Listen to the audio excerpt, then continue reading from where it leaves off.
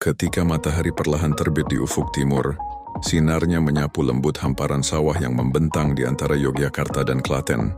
Di kejauhan tampak bayangan hitam menjulang, bukan gunung, bukan bukit, tetapi deretan menara batu raksasa yang berdiri megah menantang langit. Itulah Candi Prambanan, mahakarya kuno yang telah berdiri selama lebih dari 1000 tahun. Menjadi saksi bisu dari kejayaan, cinta, dan misteri yang menyelimuti tanah Jawa. Suara burung pagi berpadu dengan hembusan angin yang melewati celah-celah batu candi. Setiap batu terasa hidup, seolah menyimpan cerita panjang yang menunggu untuk diceritakan kembali. Relief-relief di dindingnya menggambarkan kisah para dewa, peperangan, dan cinta abadi yang tak lekang oleh waktu. Namun di balik kemegahan itu, tak banyak yang tahu bagaimana candi ini dibangun, siapa yang memerintah kala itu, dan mengapa candi sebesar ini bisa lahir di tanah Jawa Tengah. Candi Prambanan bukan sekadar bangunan. Ia adalah lukisan batu dari masa silam, sebuah warisan yang mencerminkan kecerdasan, spiritualitas, dan seni luar biasa bangsa Indonesia. Banyak sejarawan menyebutnya sebagai candi Hindu terbesar di Nusantara, dan bahkan salah satu kompleks candi paling indah di dunia. Namun, seperti banyak kisah besar lainnya, Prambanan pun menyimpan rahasia yang perlahan terkubur oleh waktu. Reruntuhan yang dulu tertimbun tanah dan lumut kini berdiri kembali, membisikkan kisah tentang peradaban besar yang pernah hidup, lenyap, dan kemudian bangkit kembali. Dari sinilah perjalanan kita dimulai, menelusuri sejarah panjang Candi Prambanan. Dari letak geografis yang sakral, asal-usul nama yang penuh makna, hingga misteri cinta dan kebesaran kerajaan yang membangunnya. Candi Prambanan berdiri megah di dataran rendah antara Kabupaten Sleman, Daerah Istimewa Yogyakarta, dan Kabupaten Klaten, Jawa Tengah. Letaknya berada sekitar 17 km dari pusat kota Yogyakarta, ke arah timur laut, tepat di pinggir Sungai Opak, dengan latar belakang Gunung Merapi yang menjulang di utara. Posisi ini bukan sekadar kebetulan. Dalam pandangan kosmologi Hindu kuno, letak bangunan suci harus selaras dengan alam semesta. Gunung dianggap sebagai tempat bersemayam para dewa, sementara sungai melambangkan aliran kehidupan yang abadi. Prambanan dibangun di antara keduanya, simbol keseimbangan antara dunia atas dan dunia manusia. Kompleks Candi Prambanan mencakup area seluas lebih dari 39 hektar, menjadikannya kompleks candi Hindu terbesar di Indonesia. Dari kejauhan, candi-candi utama tampak menjulang seperti tombak-tombak batu yang menembus langit pagi, menciptakan siluet megah yang menawan siapapun yang melihatnya. Di bagian tengah kompleks terdapat 3 candi utama yang menjadi pusat pemujaan. Candi Siwa yang berdiri paling tinggi mencapai 47 meter, menjadi simbol Dewa Siwa Mahadewa, sang perusak sekaligus pencipta kembali kehidupan. Di sebelah utara berdiri Candi Wisnu, yang melambangkan pemelihara alam semesta. Sementara di sisi selatan terdapat Candi Brahma, yang melambangkan sang pencipta dunia. Ketiganya dikenal sebagai Trimurti, sebuah konsep suci dalam agama Hindu yang menggambarkan keseimbangan antara penciptaan, pemeliharaan, dan kehancuran. Di sekeliling 3 candi utama itu, terdapat ratusan candi kecil yang disebut perwara, berfungsi sebagai tempat para Brahmana dan pemuja bersembahyang. Susunannya begitu rapi dan simetris, menunjukkan kecermatan luar biasa dalam perencanaan arsitektur zaman itu. Setiap dinding candi diukir dengan relief yang sangat detail, menggambarkan kisah epos Ramayana, cerita tentang perjuangan, kesetiaan, dan cinta yang abadi antara Rama dan Sinta. Relief ini tidak hanya menjadi karya seni, tetapi juga sarana penyampaian nilai moral dan spiritual kepada umat manusia. Material utama yang digunakan untuk membangun Candi Prambanan adalah batu andesit yang diambil dari lereng-lereng gunung di sekitar wilayah tersebut. Batu-batu besar itu disusun tanpa semen, namun saling mengunci dengan presisi sempurna, sebuah bukti kecanggihan teknik arsitektur pada masa kerajaan Mataram kuno.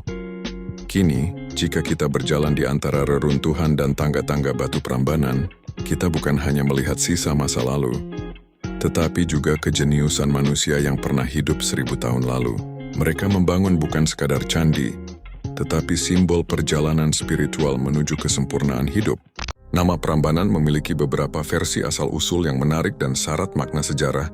Dalam catatan kuno dan penuturan masyarakat sekitar, nama ini dipercaya berasal dari kata para Brahman, yang berarti tempat para pendeta Brahmana atau tempat suci bagi umat Hindu. Seiring berjalannya waktu, penyebutan para Brahman mengalami perubahan bunyi menjadi Prambanan, yang kemudian melekat hingga kini sebagai nama daerah dan kompleks candinya. Versi lain menyebutkan bahwa kata Prambanan berasal dari nama desa di sekitar lokasi candi, yakni Desa Prambanan, yang sudah dikenal sejak masa Kerajaan Mataram kuno. Nama ini lalu digunakan untuk menyebut seluruh kompleks candi besar yang berdiri megah di wilayah tersebut. Namun, di balik penjelasan linguistik dan sejarah itu, masyarakat Jawa juga memiliki kisah legenda yang turun-temurun tentang asal mula berdirinya Candi Prambanan, yakni legenda Roro Jonggrang, sebuah kisah cinta, kutukan, dan keangkuhan yang melegenda hingga kini. Menurut cerita rakyat, dahulu kala ada seorang raja bernama Prabu Boko, seorang penguasa perkasa namun kejam yang berkuasa di wilayah tersebut.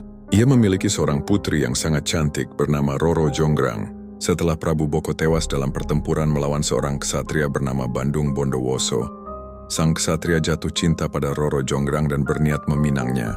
Namun Roro Jonggrang menolak dengan halus, karena ia masih menyimpan dendam atas kematian ayahnya. Untuk menolak lamaran itu tanpa menyinggung sang pahlawan, ia memberikan syarat yang mustahil. Bandung Bondowoso harus membangun 1000 candi dalam satu malam sebelum fajar tiba. Dengan kesaktiannya dan bantuan para makhluk halus, Bandung Bondowoso berhasil membangun ratusan candi dalam waktu singkat. Melihat hal itu, Roro Jonggrang menjadi panik. Ia kemudian menyuruh para dayangnya menumbuk padi dan menyalakan obor, agar ayam berkokok dan langit tampak seperti menjelang pagi. Para jin yang membantu Bandung Bondowoso pun mengira hari telah terbit, dan mereka pergi meninggalkan pekerjaan mereka. Candi yang dibangun baru mencapai 999 buah. Mengetahui dirinya telah ditipu, Bandung Bondowoso murka dan mengutuk Roro Jonggrang menjadi candi ke-1000. Konon, arca Dewi Durga yang berdiri di dalam Candi Siwa Utama adalah perwujudan Roro Jonggrang yang terkena kutukan itu. Dari sinilah legenda itu berpadu dengan kenyataan, membuat Prambanan bukan hanya situs sejarah, tetapi juga warisan kisah cinta dan tragedi yang abadi dalam budaya Jawa. Kini, setiap wisatawan yang datang ke Prambanan bukan hanya melihat batu-batu kuno, tetapi juga merasakan aura misteri dan romantisme legenda Roro Jonggrang yang telah menjadi bagian tak terpisahkan dari identitas Candi Prambanan itu sendiri. Candi Prambanan dibangun pada masa kejayaan Kerajaan Mataram kuno, sekitar abad ke-9 Masehi ketika pengaruh agama Hindu mulai berkembang pesat di Pulau Jawa. Kerajaan ini dipimpin oleh dinasti Sanjaya, sebuah wangsa yang menjadikan agama Hindu aliran Siwa sebagai dasar spiritual dan pemerintahan. Pembangunan Candi Prambanan diyakini dimulai oleh Rakai Pikatan, seorang raja dari wangsa Sanjaya yang berkuasa sekitar tahun 850 Masehi.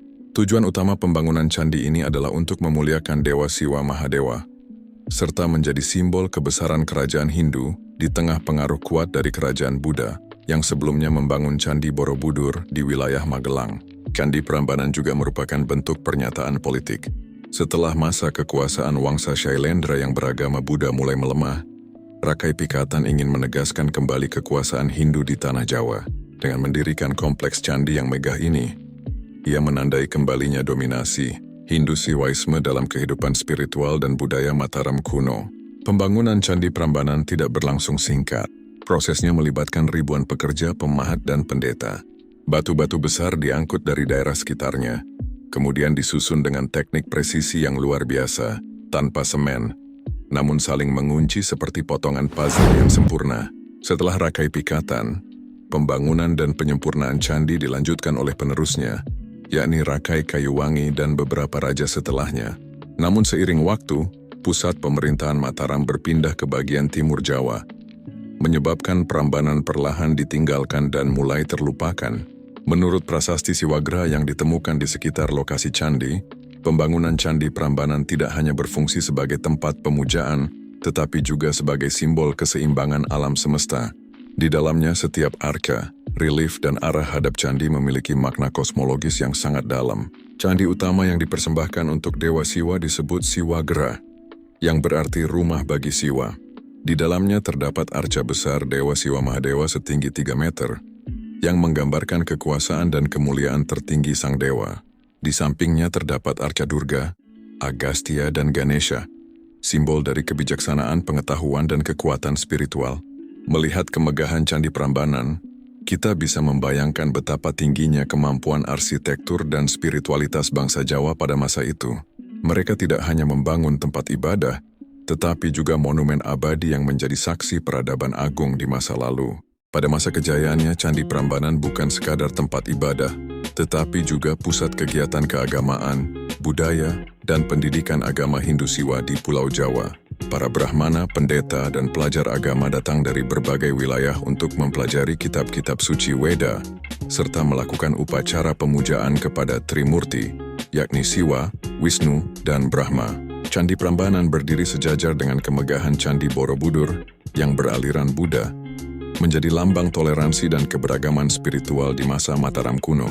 Kedua kerajaan yang berbeda keyakinan itu hidup berdampingan, menunjukkan bahwa Nusantara telah mengenal harmoni antaragama sejak berabad-abad lalu. Namun kejayaan itu tidak bertahan selamanya. Sekitar abad ke-10 Masehi, pusat kerajaan Mataram kuno berpindah dari Jawa Tengah ke Jawa Timur. Perpindahan ini diyakini disebabkan oleh letusan dahsyat Gunung Merapi yang menghancurkan sebagian besar permukiman di sekitar Prambanan. Selain bencana alam, faktor politik dan ekonomi juga turut melemahkan kekuasaan kerajaan. Ketika pemerintahan berpindah, Candi Prambanan perlahan ditinggalkan dan terbengkalai. Bangunan megah yang dulu ramai dengan doa dan nyanyian suci berubah menjadi tempat sunyi, tertutup semak belukar, dan mulai dilupakan oleh zaman. Gempa bumi besar yang melanda Jawa pada abad-abad berikutnya menyebabkan banyak bangunan runtuh dan hancur. Candi-candi kecil di sekelilingnya ambruk, sementara sebagian arca dan relief terkubur di bawah tanah. Namun keajaiban sejarah tetap tersisa. 3 candi utama yang dipersembahkan kepada Trimurti masih berdiri, meski dalam keadaan rusak parah. Seiring waktu, masyarakat sekitar mulai mengaitkan reruntuhan itu dengan legenda Roro Jonggrang yang dipercaya menjadi asal mula Candi Prambanan. Cerita rakyat ini terus diceritakan dari generasi ke generasi, menjaga nama Prambanan tetap hidup, meski tak seorang pun lagi tahu asal-usul sejarah sejatinya. Selama berabad-abad, Candi Prambanan tertidur di balik kabut waktu, menjadi monumen bisu dari kejayaan yang hilang. Barulah pada masa kolonial Belanda, para peneliti mulai menemukan kembali situs ini dan menyadari betapa pentingnya nilai sejarahnya. Selama berabad-abad lamanya, Candi Prambanan tertimbun tanah, tertutup semak belukar, dan hanya dikenal lewat cerita rakyat yang diwariskan oleh penduduk sekitar. Baru pada tahun 1733, catatan pertama tentang reruntuhan Prambanan muncul dalam laporan seorang pejabat Belanda bernama C.A. Lons. Namun pada saat itu, candi masih belum dianggap penting secara arkeologis. Batu-batunya berserakan, sebagian bahkan diambil penduduk dan penjajah Belanda untuk bahan bangunan rumah atau pagar. Penemuan kembali secara serius terjadi pada tahun 1811 ketika Colin Mackenzie, seorang arkeolog Inggris yang bekerja di bawah pemerintahan Thomas Stamford Raffles, menemukan reruntuhan besar di dataran Prambanan. Raffles yang memiliki minat mendalam terhadap kebudayaan Jawa, menyadari bahwa situs ini adalah peninggalan sejarah luar biasa. Ia memerintahkan pendataan dan penggambaran ulang bentuk candi, meskipun prosesnya masih sangat terbatas dan belum dilakukan pemugaran. Selama abad ke-19, beberapa arkeolog Belanda mulai melakukan penelitian arkeologi awal. Namun belum ada upaya serius untuk membangun kembali struktur aslinya. Barulah pada awal abad ke-20, pemerintah Hindia Belanda mendirikan lembaga khusus untuk melindungi situs-situs purbakala, termasuk Candi Prambanan. Pemugaran besar-besaran dimulai pada tahun 1918, dipimpin oleh arkeolog Belanda bernama Van Erp, dan dilanjutkan oleh para ahli Indonesia. Proses ini tidak mudah.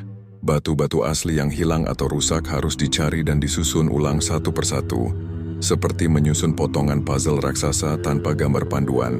Candi utama, yakni Candi Siwa, berhasil dipugar dan diresmikan kembali pada tahun 1953 oleh Presiden Soekarno, menjadi simbol kebanggaan bangsa Indonesia atas warisan budayanya sendiri. Pemugaran terus berlanjut selama beberapa dekade berikutnya. Para ahli arkeologi menggunakan metode ilmiah untuk menentukan posisi asli setiap batu, serta memperkuat struktur agar tahan terhadap gempa bumi. Hasilnya luar biasa.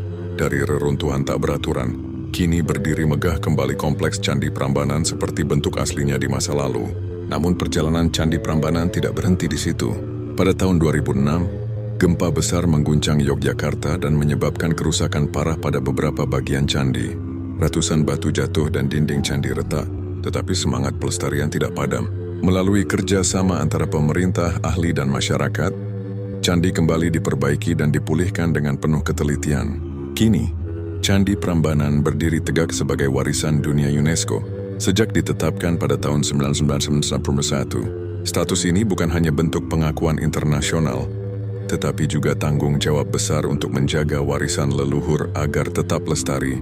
Berkat kerja keras para arkeolog, ilmuwan, dan masyarakat, Candi Prambanan kembali bersinar sebagai permata sejarah Nusantara yang menghubungkan masa lalu dengan masa kini dan mengingatkan kita akan kejayaan peradaban yang pernah berdiri di tanah Jawa.